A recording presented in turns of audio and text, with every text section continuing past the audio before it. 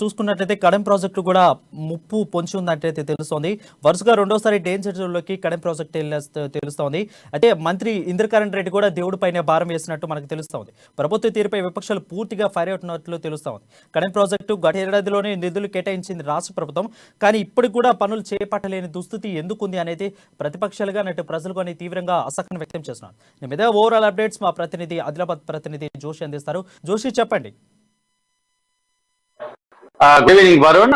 Kadem project సంబంధించినటువంటి విషయంలో చూసినట్లయితే వరుసగా రెండవ సంవత్సరం ఇది డ్యామ్ కి చాలా దగ్గరగా వెళ్లి వచ్చినటువంటి పరిస్థితి. గత సంవత్సరం సైతం ఇదే పరిస్థితుల్లో అంటే కడెం ప్రాజెక్టు ఉంటుందా లేకపోతే ఏదైనా డ్యామేజ్ అవుతుందా అనేటటువంటి ఒక పరిస్థితికి వెళ్ళినటువంటి నేపథ్యం. అలాగే ఈ మాత్రం సైతం కూడా అదే పరిస్థితి. గత సంవత్సరం ఏవైతే 4 గేట్లు ఓపెన్ తర్వాత ఇప్పుడు సంవత్సర కాలం పాటు కూడా అంటే మధ్యలో దానికి సంబంధించి నిపుణుల బృందం రావడము, వాటిని పరిశీలించడము ఇదంతా జరిగినప్పటికీ కూడా మళ్ళీ ఈ వర్షాకాలం, ఈ భారీ వర్షాల కారణంగా ఏదైతే నిన్న డ్యామ్ పై నుండి వరద నీరు ప్రవహించినటువంటి పరిస్థితులు అయితే ఏవైతే ఉన్నాయో అవన్నిటినీ చూసినట్లయితే అలాగే ఈ మంత్రి ఇంద్రకరణ్ రెడ్డి, నిర్మల్ జిల్లాకు సంబంధించినటువంటి నిర్మల్ కు ప్రాతినిధ్యం వహిస్తున్న ఎమ్మెల్యేగా ఉన్నటువంటి ఇంద్రకరణ్ రెడ్డి డ్యామ్ ని సందర్శించినటువంటి సందర్భంలో దీనికి ఏమీ చేయలేనటువంటి పరిస్థితి, దేవుడిపైనే భారం అనేటటువంటి వ్యాఖ్యలు ఏవైతే చేశారో ఇవి చాలా తీవ్రంగా పరిగణించాల్సినటువంటి సందర్భం అయితే కనిపిస్తుంది. ఒకవేళ దేవుడిపైనే భారం వేసినట్లయితే ఇంతమంది నిపుణులు, ఇంతమంది అధికారులు, ఇంతమంది పాలకులు ఎందుకు అనేటటువంటి ప్రశ్న తెరపై వస్తున్నటువంటి నేపథ్యం.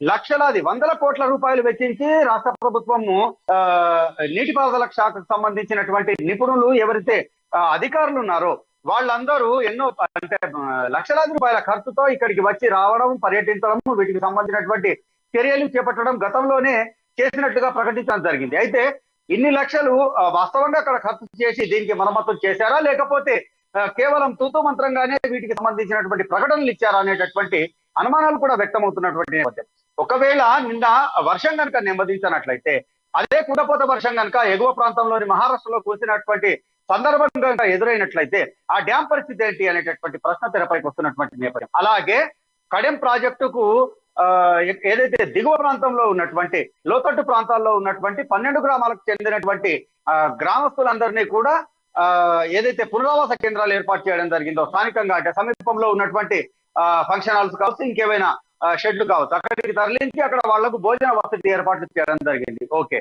కానీ వర్షాకాలంలో కేవలం వాళ్ళు పునరావాస కేంద్రాలకు తరలడం కోసమే వాళ్ళు ఓట్ల అభ్యర్థులను గెలిపిస్తున్నారా అనేటటువంటి ప్రశ్నలు కూడా వ్యక్తమవుతున్నటువంటి నేపథ్యం. ఎమ్మెల్యేగా ఉన్నటువంటి వ్యక్తి కావచ్చు, మంత్రిగా ఉన్నటువంటి వ్యక్తి కావచ్చు, వీళ్ళిద్దరూ నుండి ఈ వర్షాకాలం వరకు ఏం చేస్తున్నారు, నిపుణుల బృందం ఏం చేసింది, వాళ్ళ సందర్భంలో వాళ్లకు అప్పటి పరిస్థితులు అనుగుణంగా వాళ్ళు చర్యలు తీసుకోలేరా అనేటటువంటి ప్రశ్న ఒకటైతే, గత గుణపాఠాలు నేర్చుకోకపోవటము పాలకులకు, ఇటు అధికారులకు తగదు అనే ఒక విషయం కూడా ఇక్కడ వ్యక్తమవుతున్నటువంటి నేపథ్యం. భారం వేయాల్సినటువంటి పరిస్థితులు కనుక ఉన్నట్లయితే పాలకులు, అధికార యంత్రాంగం ఇవన్నీ కూడా ఏది అవసరం లేదు.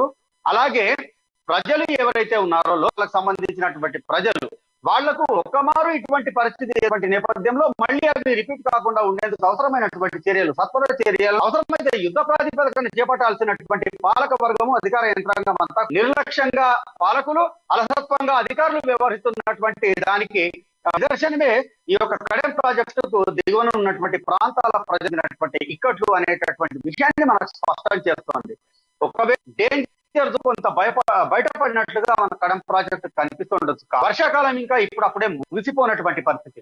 రాబోయే రోజుల్లో కూడా భారీ నుండి భారీ వర్షాలు కురిసే అవకాశాలు ఉన్నాయి.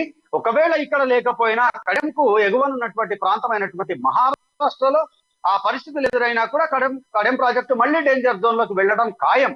ఇది ఇచ్చినటువంటి విషయం. కానీ ఇంతవరకు సంవత్సర కాలంగా దీనికి సంబంధించినటువంటి ఎటువంటి చర్యలు చేపట్టకపోవటము అనేటటువంటిది ప్రజల పట్ల, పాలకులకు, అధికారులకు ఉన్నటువంటి పూర్తి నిర్లక్ష్య వైఖరిని మనకు స్పష్టం చేస్తున్నటువంటి పరిస్థితి.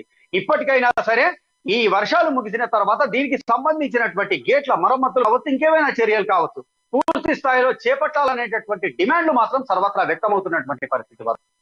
అయితే జోషి చూసుకున్నట్లయితే పాలకుల నిర్లక్ష్యం, అధికారుల అలసత్వంపై విమర్శలు కూడా పూర్తిగా వెలువెత్తినట్టు మనకు కనిపిస్తుంది. సో ఇప్పటికైనా కానీ, ఎందుకంటే ఇప్పుడు ఆల్రెడీ రెండోసారి డేంజర్ జోన్లో ఉంది. సో ఇప్పటికైనా కానీ అధికారులు స్పందించే అవకాశాలు ఏమైనా మనకు కనిపిస్తున్నాయి, లేదా ఇప్పుడు కూడా స్పందించకపోతే ఆల్రెడీ విమర్శలు వెలువెత్తుతున్నాయి. సో ఇప్పటికైనా స్పందించే అవకాశాలు ఏమైనా కనిపిస్తున్నాయా? ఎలాంటి చర్యలు తీసుకుపోతారు ఒకవేళ స్పందిస్తే? లేదు వరుణ్, అంటే మంత్రి ఇంద్రకరణ్ రెడ్డి చేసినటువంటి వ్యాఖ్యలు పూర్తిగా ప్రజల పట్ల, ప్రజాస్వామ్యంలో దేవుళ్ళుగా భావించేటటువంటి ప్రజల జీవితాల పట్ల ఆయనకు ఉన్నటువంటి నిర్లక్ష్య వైఖరిని పూర్తిగా అద్దంలో చూపించినట్లుగా స్పష్టం చేస్తున్నటువంటి పరిస్థితిగా మనం భావించాల్సి ఉంది. ఎందుకనంటే దేవుడిపైనే భారము అనేటటువంటి వ్యాఖ్యలు, అంటే ఆయన దేవాదాయ శాఖ మంత్రిగా ఉన్నందుకే దేవుడిపైన భారం వేశారా, లేకపోతే ఒక రాజ్యాంగబద్ధమైనటువంటి మంత్రి పదవిలో కొనసాగుతూ కూడా ప్రజల ప్రాణాలు అరచేతిలో పెట్టుకొని బిక్కుబిక్కుమంటూ ఒక్కొక్క క్షణం ఒక యుగంగా బతున్నటువంటి ప్రజలకు సంబంధించినటువంటి విషయంలో చర్యలు చేపట్టకుండా సంవత్సరం గడిపినటువంటి తన తప్పును కప్పిపుచ్చుకునేందుకు ఈ యొక్క వ్యాఖ్యలు చేశారనేటటువంటి విషయాలు కూడా తెరపైకి వస్తున్నటువంటి నేపథ్యం. అంటే ఇప్పటికైనా గుణపాఠాలు నేర్చుకుంటారా అని అంటే వాళ్ళ నుండి సమాధానం ఇప్పటి అనుభవాలను దృష్టిలో పెట్టుకొని భవిష్యత్తులో ఇటువంటి ఘటనలు పునరావృతం కాకుండా చూస్తాము అనేటటువంటి హామీలు, అంటే ప్రకటనలు మాత్రం వచ్చే అవకాశాలు లేకపోలేదు. కానీ ఇప్పటికీ అంటే కనిపిస్తున్నటువంటి అనుభవాన్ని చూసినట్లయితే గత సంవత్సరం నుండి ఇప్పటి వరకు ఎటువంటి చర్యలు చేపట్టినటువంటి నేపథ్యాన్ని కనుక మనము గమనించినట్లయితే, పరిశీలించినట్లయితే ఖచ్చితంగా ఇది పూర్తి నిర్లక్ష్య వైఖరిని వాళ్ళకు సంబంధించినటువంటి వైఖరిని స్పష్టం చేస్తుంది. ఇది మళ్ళీ రిపీట్ కాదు అనడానికి కూడా ఎటువంటి అవకాశాలు మనకు కనిపించట్లేదు.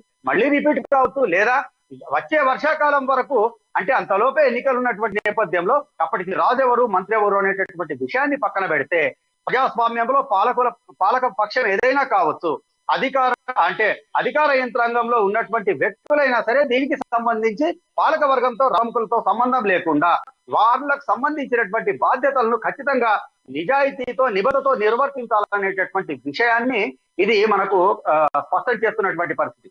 ఇప్పటికైనా సంబంధిత అధికారులు దీనిపైన స్పందించి దీనికి సంబంధించినటువంటి చర్యలు చేపట్టాలనేటటువంటి అభిప్రాయాలు, వినతులు మాత్రం ఆ యొక్క దీనావస్థలో ఉన్నటువంటి కడెం దిగువ ప్రాంతానికి సంబంధించినటువంటి జనాల నుండి వ్యక్తమవుతున్నటువంటి పరిస్థితి.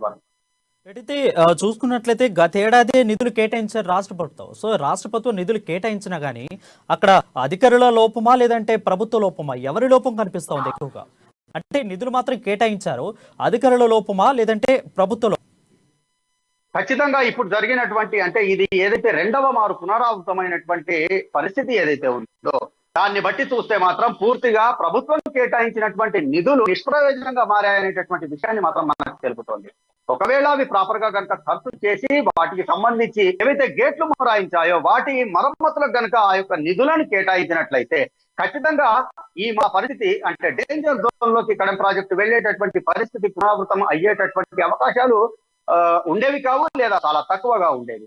కానీ అటువంటి పరిస్థితి కనిపించట్లేదు. ఒకవేళ ప్రభుత్వం కేటాయించినటువంటి నిధులు కనుక వాళ్ళకు సరిపోకుండా ఈ వీటిని మధ్యలోనే మరమ్మతులకు సంబంధించినటువంటి చర్యలను నిలిపేశారు అని అనుకుంటే అధికారులకు సంబంధించినటువంటి ఇంజనీరింగ్, ఇరిగేషన్ శాఖకు సంబంధించినటువంటి నిపుణుల బృందం, అధికారుల బృందం ఏదైతే ఉందో మళ్ళీ ఒక మారు ప్రభుత్వానికి ఈ యొక్క నిధులు సరిపోలేదు, మళ్ళీ ఇంకా కొన్ని నిధులు అవసరం అనేటటువంటి అంటే కరస్పాండెన్స్ జరగాల్సినటువంటి అవసరం ఉండేది. కానీ వాళ్ళు అంటే ఇప్పుడు ఉన్నటువంటి పరిస్థితిని చూసుకున్నట్లయితే, ఒకటి గతంలో కేటాయించినటువంటి నిధులు పక్కదారి పట్టాయా అంటే నిష్ప్రయోజనంగా మారాయా, ప్రాపర్ గా వాటిని ఖర్చు చేయలేదా అనేటటువంటి అనుమానాల్ని తలెత్తిస్తుండగా, ఒకవేళ అవి సరిపోకపోతే కనుక ప్రభుత్వానికి మళ్ళీ వీళ్ళ నుండి ఎందుకు ప్రతిపాదనలు వెళ్ళలేదు అనేటటువంటి మరో ప్రశ్న కూడా తెరపైకి వస్తున్నటువంటి సిచ్యువేషన్ కనిపిస్తుంది.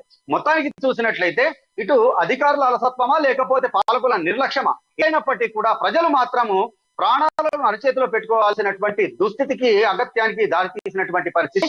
ఈ నేపథ్యంలో ఇందుకోసమేనా తాము ఓట్లేసి ప్రజాప్రతినిధులు గెలిపించి ప్రభుత్వాలను ఎన్నుకుంటుంది అనేటటువంటి ప్రశ్నలు సర్వత్రా వినిపిస్తున్నటువంటి నేపథ్యం అయితే ఉంది వరుణ్.